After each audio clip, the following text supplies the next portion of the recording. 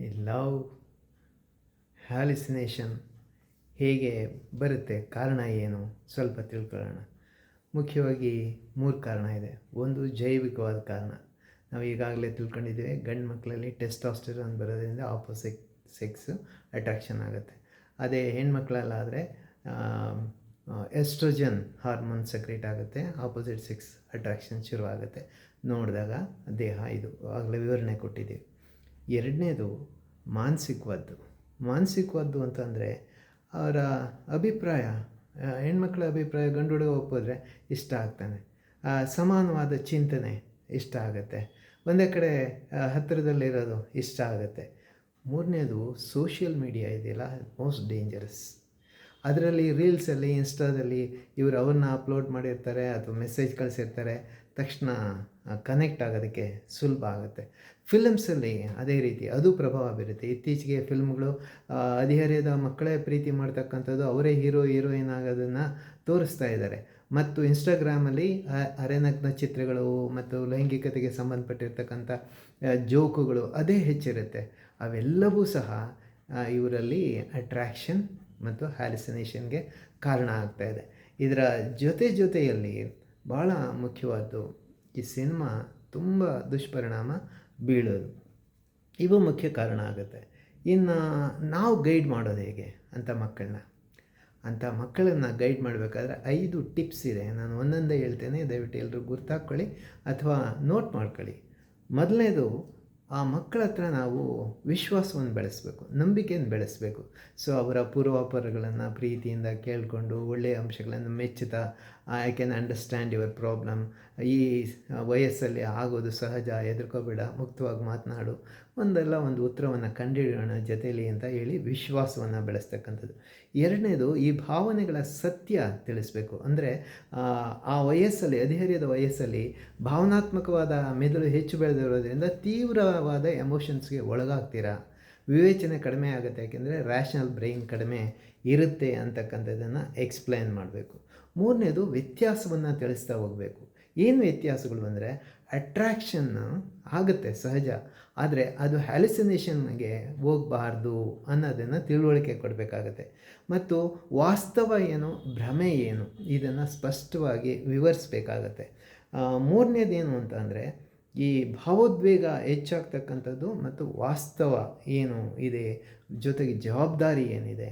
ಈ PUC ವಿದ್ಯಾರ್ಥಿಯಾಗಿ ಅಥವಾ ಹೈಸ್ಕೂಲ್ ವಿದ್ಯಾರ್ಥಿಯಾಗಿ ಓದ್ತಕ್ಕಂಥದ್ದು, ಉತ್ತಮ ಅಂಕ ತಕ್ಕಂಥದ್ದು ಮತ್ತು ಮುಂದೆ ಅತ್ಯುತ್ತಮವಾದ ಕಾಲೇಜಿಗೆ ಸೇರ್ತಕ್ಕಂಥದ್ದು ಮತ್ತು 5-6 ವರ್ಷಗಳಲ್ಲಿ ಉತ್ತಮವಾದ ಉದ್ಯೋಗವನ್ನು ಪಡೀತಕ್ಕಂಥದ್ದು, ಆ ಒಂದು ಜವಾಬ್ದಾರಿಯನ್ನು ತಂದೆ ತಾಯಿಗಳನ್ನ ನೋಡ್ಕೊಳ್ಳೋದು, ತನ್ನ ಅಕ್ಕ ತಂಗಿಯರನ್ನ, ಅಣ್ಣ ತಮ್ಮಂದರನ್ನ ನೋಡ್ಕೊಳ್ತಕ್ಕಂಥದ್ದು ಮತ್ತು ಸಮಾಜದ ಜವಾಬ್ದಾರಿಯನ್ನು ನಿರ್ವಹಿಸ್ತಕ್ಕಂಥದ್ದನ್ನ ಅರ್ಥ ಮಾಡ್ಕೊಳ್ಳೋದು. ಮತ್ತು ಕಲ್ಪನೆ ಮತ್ತು ವಾಸ್ತವ. ಈ ಫಿಲಮಲ್ಲಿ 3 ಗಂಟೆ ಒಳಗಡೆ ಅತಿ ಶ್ರೀಮಂತ ಬಡವ ಹುಡುಗಿನ, ಸುಂದರಿ ಹುಡುಗಿನ ಮದುವೆ ಆಗೋದು, ಅಥವಾ ಅತಿ ಶ್ರೀಮಂತ ಹೆಣ್ಮಗಳು ಬಡವನ್ನ ಮದುವೆ ಆಗ್ತಕ್ಕಂಥದ್ದು, ಈ ರೀತಿ ಎಲ್ಲ ತೋರಿಸ್ತಾರೆ. ಅದು 3 ಗಂಟೆಯ ಮನರಂಜನೆ, ಕಲ್ಪನೆ ಅಷ್ಟೆ, ವಾಸ್ತವ ಅಲ್ಲ. ಜೀವನದಲ್ಲಿ ವಾಸ್ತವನೇ ಬೇರೆ ಅನ್ನೋದನ್ನು ಸ್ಪಷ್ಟವಾಗಿ ತಿಳಿಸ್ಬೇಕಾಗತ್ತೆ. ಹಾಗಾದರೆ ನಾವೇನು ಸಹಾಯ ಮಾಡಬೇಕು ಇದ್ರ ಜೊತೆಗೆ ಇವೆಲ್ಲ ವಿವರಣೆಗಳನ್ನು ಕೊಟ್ಟು ಅನ್ನೋದಾದರೆ, ಅವರಿಗೆ ದೈಹಿಕವಾದ ಚಟುವಟಿಕೆಗಳು ಹೆಚ್ಚು ಇರುತ್ತೆ ಅಲ್ವಾ, ಈ ಹಾರ್ಮೋನ್ಗಳ ಕಾರಣದಿಂದ, ಬೆಳವಣಿಗೆ ಕಾರಣದಿಂದ. ಹಾಗಾಗಿ ಅವ್ರಿಗೆ ಸ್ಪೋರ್ಟ್ಸಲ್ಲಿ ಆಸಕ್ತಿ ಇದ್ದರೆ ಯಾವ ಆಟನೋ ಅದು ಆಡೋದಕ್ಕೆ ಬಿಡಬೇಕು. ಅಥವಾ ಹವ್ಯಾಸಗಳು ಅಂತೀವಲ್ಲ, ಹಾಡು ಹೇಳೋದಿರ್ಬೋದು, ಡ್ಯಾನ್ಸ್ ಮಾಡೋದಿರ್ಬೋದು, ಸೈಕ್ಲಿಂಗ್ ಮಾಡ್ಬೋದು, ಸ್ವಿಮ್ಮಿಂಗ್ ಮಾಡೋದಿರ್ಬೋದು, ಅಥವಾ ಬೇರೆ ಕುಸರಿ ಕೆಲಸ ಮಾಡೋದಿರ್ಬೋದು, ಇವೆಲ್ಲವೂ ಏನಿರುತ್ತೆ ಅವುಗಳಲ್ಲಿ ಭಾಗವಹಿಸೋದಕ್ಕೆ ನಾವು ಹೆಚ್ಚು ಪ್ರೋತ್ಸಾಹ ಕೊಡಬೇಕಾಗತ್ತೆ. ಈ 5ನೇದೇನು ಅಂದರೆ, ಕಾಲದ ಮಹಿಮೆ ಏನು.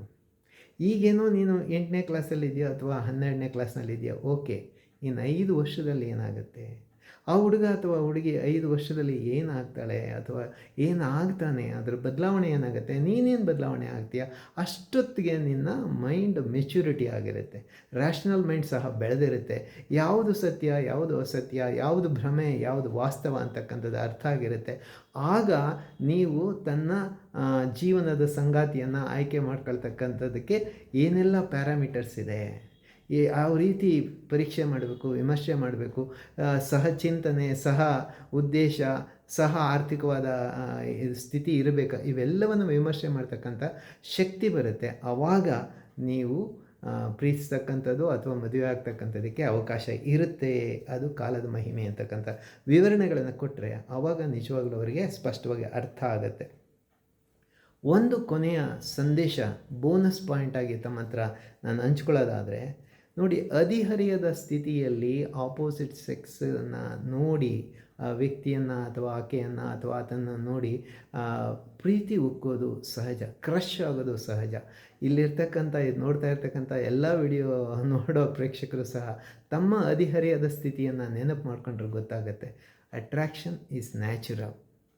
ಆದರೆ ಅದು ಪ್ರೀತಿಗೋಗಿ ಪ್ರೀತಿ ಏನಾದರೂ ಹಂತಕ್ಕೆ ಹೋದರೆ ಅವನ ಜೊತೆಗೆ ನಾನು ಹೋಗ್ತೀನಿ, ಅವನ ಜೊತೆಗೇ ಬದುಕ್ತೀನಿ ಅಂತ ಹೇಳಿ ಇನ್ನೂ ನೀವು ವಯಸ್ಕರಾಗಿರಲ್ಲ, ಆ ಹಂತದಲ್ಲಿ ಎಡವಟ್ಟಾದರೆ ಜೀವನವೇ ಎಡವಟ್ಟಾಗ್ತಕ್ಕಂಥ ಸಾಧ್ಯತೆಗಳು ತುಂಬ ಇದೆ. ನಾವು ಪತ್ರಿಕೆಗಳನ್ನು ನೋಡಿದ್ದೇವೆ.